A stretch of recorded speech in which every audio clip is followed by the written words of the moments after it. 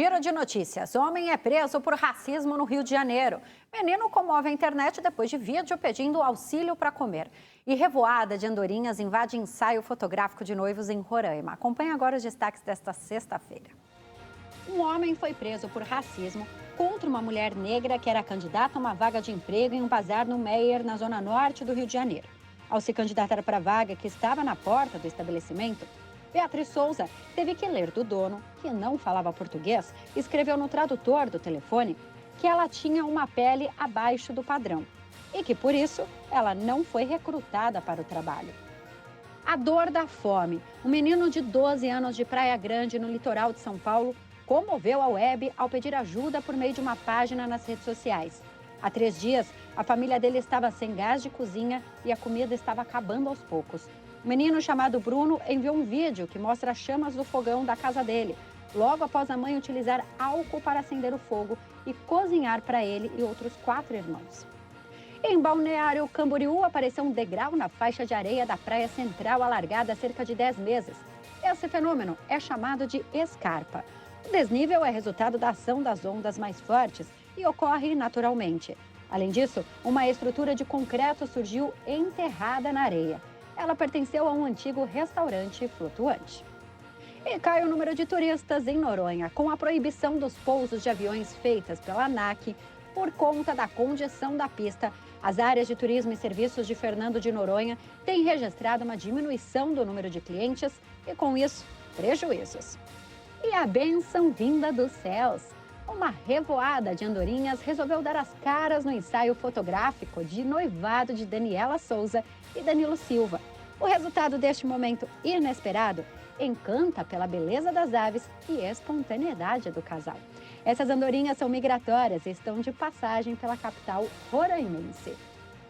A líder de extrema-direita, Giorgia Meloni, foi nomeada primeira-ministra italiana nesta sexta-feira, tornando-se a primeira mulher a chefiar um governo naquele país. Pela primeira vez, a Itália tem uma mulher à frente do governo. A outra direitista, Giorgia Meloni, foi nomeada nesta sexta-feira a nova primeira-ministra do país. O presidente da República, Sérgio Mattarella, confiou a tarefa de formar um governo a Giorgia Meloni. Ela aceitou o cargo e apresentou ao presidente a lista de ministros no âmbito do artigo 92 da Constituição. O partido de Giorgia, pós-fascista, Irmãos da Itália, eurocético e anti-imigração, venceu as eleições legislativas em 25 de setembro, mas precisa de apoio externo para formar um governo. A nomeação de Meloni é um evento histórico para a terceira maior economia da zona do euro e para seu partido que nunca governou.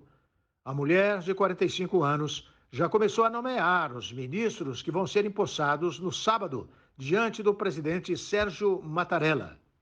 Os primeiros nomes incluem Giancarlo Giorgetti, do Ministério da Economia, que serviu no governo anterior de Mario Draghi. As conquistas para formar um governo foram ofuscadas por divergências sobre o apoio de Meloni à Ucrânia desde a invasão russa, com seus 2 possíveis parceiros de coalizão, ambos considerados próximos de Moscou. Apesar de sua postura eurocética, a nova premier tem sido firme em seu apoio a Kiev, alinhada com a União Europeia e os Estados Unidos. Depois da queda de Liz Truss, o Reino Unido agora inicia mais uma busca por um novo primeiro-ministro.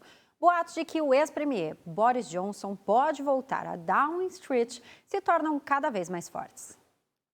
O Partido Conservador Britânico iniciou uma campanha frenética para definir o sucessor da primeira-ministra demissionária Liz Truss, com boatos de uma provável tentativa de retorno ao poder de Boris Johnson. Depois de passar apenas 44 dias no cargo, a líder conservadora anunciou a renúncia. O curto período foi marcado por uma crise econômica desencadeada basicamente por suas próprias decisões. Truss admitiu que não pode cumprir com o mandato, para o qual foi eleita depois que abandonou seu polêmico pacote de grandes cortes de impostos e enfrentou uma rebelião entre os deputados conservadores. Truss sucedeu Boris Johnson em 6 de setembro, após uma campanha de várias semanas contra Rishi Sunak, e prometeu reformas profundas diante do aumento do custo de vida no país. O então rival e ex-ministro das Finanças, que havia alertado para as consequências desastrosas do plano fiscal de Truss, passou a ser considerado um dos favoritos para assumir o posto de chefe do governo. Mas entre os aspirantes, também aparece o nome de Boris Johnson, apesar dos escândalos que marcaram seu mandato e de sua reduzida popularidade ao deixar Downing Street. Outros possíveis candidatos se mantiveram discretos até o momento. O processo de escolha do novo líder conservador vai acontecer em 28 de outubro. Em viagem à França, o Papa Francisco criticou a eutanásia nesta sexta-feira. O Vaticano considera a prática um crime contra a vida e o suicídio assistido um pecado grave. Não se pode pedir aos médicos que matem os pacientes. A frase é do Papa Francisco, que criticou a eutanásia nesta sexta-feira, durante um discurso para autoridades francesas em um momento de debate no país sobre a interrupção da vida. Dias antes de um encontro com o presidente Emmanuel Macron, o pontífice afirmou que os médicos têm a função de prestar cuidados e dar alívio aos pacientes. As declarações foram dadas diante de uma plateia de quase 40 representantes franceses, entre eles o arcebispo de Cambrai. Na França, uma convenção cidadã sobre a questão da eutanásia vai iniciar os trabalhos em dezembro para orientar o governo sobre uma possível mudança na lei. A eutanásia não é liberada atualmente na França. O país estabeleceu em 2005 o direito a deixar morrer, que privilegia os cuidados paliativos, e depois autorizou em 2016 a sedação profunda e contínua até a morte. O Vaticano considera a eutanásia um crime contra a vida e o suicídio assistido um pecado grave que impede quem recorre à medida de receber os sacramentos.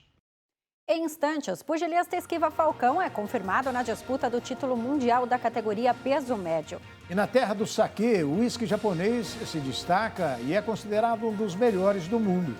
Logo depois do intervalo, não saia daí, nós voltamos em instantes.